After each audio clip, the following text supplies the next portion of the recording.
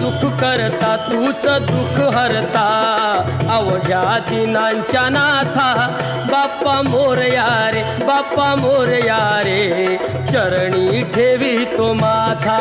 बाप्पा मोरया रे बाप्पा मोरया रे चरणी ठेवी तो माथा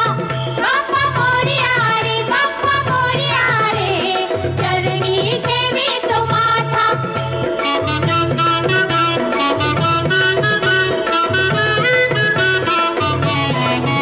पहा झाले पुरे एक वर्ष